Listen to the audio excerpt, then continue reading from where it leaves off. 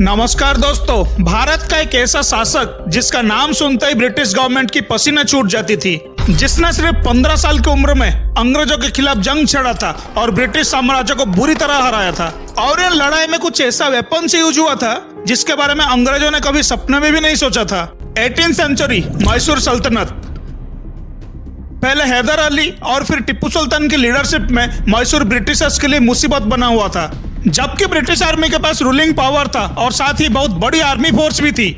फिर भी टिप्पू सुल्तान ये अचीव कर पाए अपने एक स्पेशल वेपन्स के वजह से। यहाँ हम टिप्पू सुल्तान की तलवार के बारे में नहीं, बल्कि उससे भी ज्यादा खतरनाक और दहशत फैलाने वाली हथियार के बारे में बात कर रहे हैं। आखिर ऐसा कौन सा वेपन था टिप्पू सुल्तान के पास जो इतना डेंजर था, जिसने ब्रिटिश सरकार की नींद उड़ा रखी थी। 2016 की खुदाई में आर्कियोलॉजिस्ट को ऐसा क्या मिला जिसने इंडियन हिस्ट्री की वेपनरी का वो चैप्टर खोल दिया जिससे दुनिया बेखबर थी। क्या भारत की मिट्टी में दफन है कुछ ऐसा राज जिसका सच कभी सामने ही नहीं आया? क्या इस वेपन में कोई टेक्नोलॉजी इन्वॉल्व थी या इसे यूज करने का प्रोसेस कुछ अलग था? क्या है भारत के इतिहास का सबसे बड़ा हथियार का सच? आइए जानते हैं आज के इस वीडियो में। 20 नवंबर 1750 कर्नाटक के देवनाहल्ली में मैसूर के शासक हैदर अली खान के घर पर एक बच्चा जन्म हुआ जिसका नाम सुल्तान फतेह अली खान रखा गया, जो बाद में टिप्पू सुल्तान के नाम से जाना गया। कुछ हिस्टोरियंस के अनुसार टिप्पू सुल्तान अपने एक फ्रांसीसी दोस्त के साथ जंगल में शिकार कर रहे थे, तभी वहां एक टाइगर आ गया। तब अचानक उनके गन काम करना बंद कर देता है, लेकिन उसके बावजूद वो डरे नहीं और मजबूती के साथ टाइगर का सामना किया। दोनों के बीच काफी लड़ाई हुई और एट लास्ट उन्होंने टाइगर को मार गिराया। उनकी ये बहादुरी के किस्से काफी फेमस हुई और उन्हें मैसूर का टाइगर कहा जाने लगा। दरअसल 18th सेंचुरी में साउथ इंडिया में ब्रिटिश एम्पायर का एक्सपेंशन में सबसे बड़ी चैलेंज था मैसूर शासन। पहले हैदर अली फिर उनके बेटे टिप्पू सुल्तान ने अंग्रेजों के लिए सिरदर्द बना हुआ था। कहता है टिप्पू सुल्तान के पास करीब 70,000 पैदल आर्मीज थे, 20,000 घोड़सवार और एक स्पेशल फोर्स थे जो टिप्पू सुल्तान के बना एक सीक्रेट वेपन को चलाना जानते थे। टिप्पू सुल्तान ने अपने हुक्मनामा पे इस सीक्रेट मिलिट्री वेपन के बारे में डिटेल में लिखा है और उसे बनाने का तरीका भी लिखा है। यहाँ एक सवाल उठ रहा है, 18th सेंचुरी जहाँ मॉडर्न टेक्नोलॉजी का कोई नामो निशान नहीं था, ऐसे समय अगर टिप्पू सुल्तान के पास कोई एडवांस वेपन था तो उनके पास यह टेक्नोलॉजी कहाँ से आया? क्या वाकई वो वेपन आज की मॉडर्न डे की साइंटिस्ट के लिए इंस्पिरेशन साबित हुआ था? करीब 200 साल बाद टिप्पू सुल्तान के वेपन्स के बारे में आखिर लोगों को कैसे पता चला? आइए जानते हैं। साल 2002 कर्नाटक के शिवमोगा के पास एक छोटे से गांव नागारा में एक फार्मर रहता था। उसके खेत में एक बहुत बड़ी कुआं थी जो कभी यूज नहीं हुआ था। अचानक एक दिन उसने सोचा कि क्यों ना कुएं की खुदाई करके उसका पानी खेती के लिए यूज किया जाए, और उसने कुछ लोगों के साथ मिलकर कुएं की खुदाई स्टार्ट कर दी। करीब 18 से 20 फुट गहराई तक खुदाई करने के बाद वहां से उन्हें कुछ सिलेंड्रिकली मेटल ऑब्जेक्ट यानी बेलन जैसे कुछ चीजें मिलने लगे। फिर इसके इन्फॉर्मेशन वहां के लोकल अथॉरिटीज और बाद में आर्कियोलॉजिकल डिपार्टमेंट को हुई। एक्सपर्ट्स और आर्कियोलॉजिस्ट के लिए इस चीज को समझ पाना बहुत डिफिकल्ट था कि ये सिलेंड्रिकल मेटल सेल्स किसके थे। मेटल के बारे में किसी को कोई जानकारी नहीं थी, ये किसने बनाए थे, क्यों बनाए थे और ये किस काम आते थे। लगातार 14 साल रिसर्च करने के बाद साल 2016 में एक्सपर्ट्स और आर्कियोलॉजिस्ट फिर से उस जगह पहुंचे और कुएं के चारों तरफ फिर से खोदना शुरू किए। उन्हें वहां से वैसे ही हजारों मेटल ऑब्जेक्ट्स और मिले और ये ठीक वैसे ही था जो उन्हें पहले मिला था।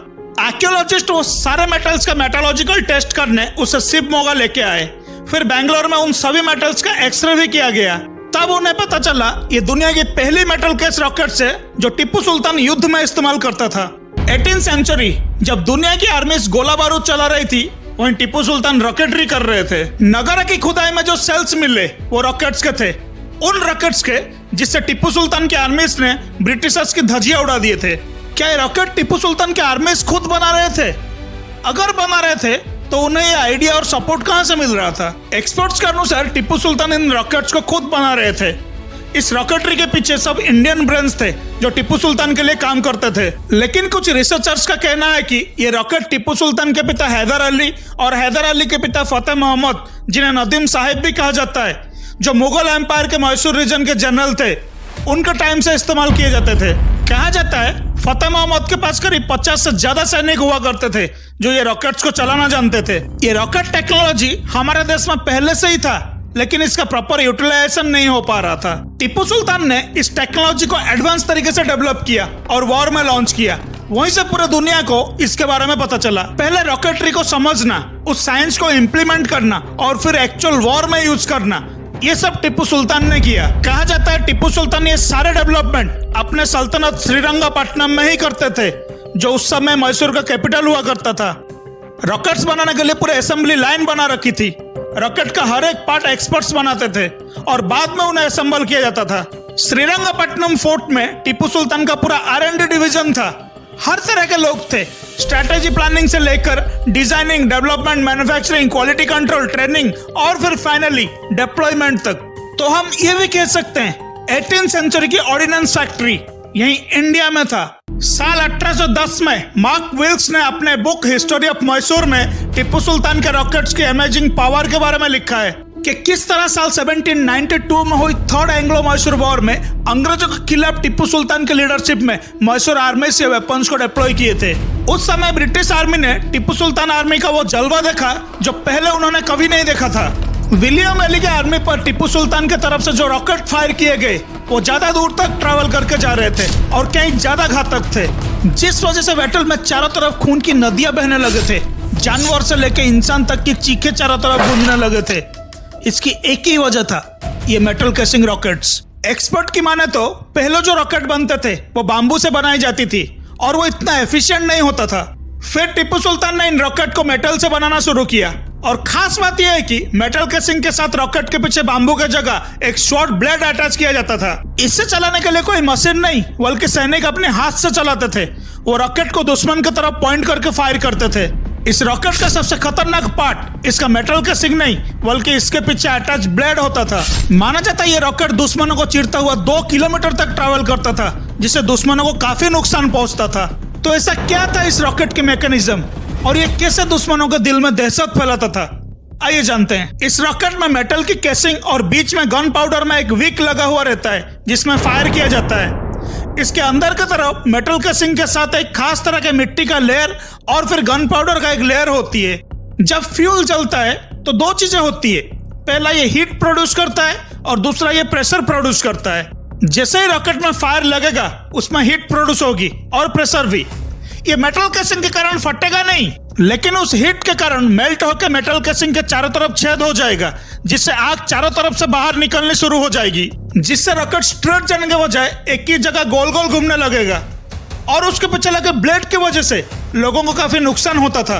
और ये टेक्नोलॉजी उस समय का टिप्पू सुल्तान का सबसे बड़ा इनोवेशन था जो कोई भी मेंटेन नहीं कर सकता था, नॉट इवन ब्रिटिश गवर्नमेंट। आज से 250 साल पहले जब दुनिया में साइंस का कोई ठीक से अस्तित्व ही नहीं था, तब टिप्पू सुल्तान एडवांस लेवल का हथियार बनाने में माहिर थे।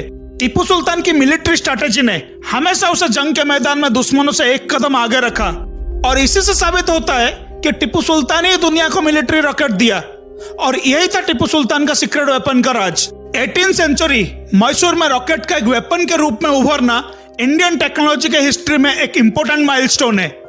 और उसके बाद सिर्फ भारत ही नहीं, पूरे दुनिया में रॉकेट साइंस पर काम शुरू हो गया। 18th सेंचुरी से 20th सेंचुरी तक का ये सफर भले ही लंबा रहा, at last modern rocketry technology की बर्थ प्लेस इंडिया में हम फिर से रॉकेट्स बनाने लगे। इस पर ज्यादा बेहतर, ज्यादा पावरफुल और पहले से ज्यादा खतरनाक। दोस्तों, उम्मीद है ये वीडियो आपको पसंद आया होगा। अपने फीडबैक हमें नीचे कमेंट करके बताइए और जल्दी से वीडियो को लाइक करें, चैनल को सब्सक्राइब करें और बेल आइकन के ऊपर क्लिक करके नोटिफिकेशन को ऑन करें। Thank you for watching our video. Next week फिर मिलेंगे कुछ नए जानकारी के साथ। नमस्कार।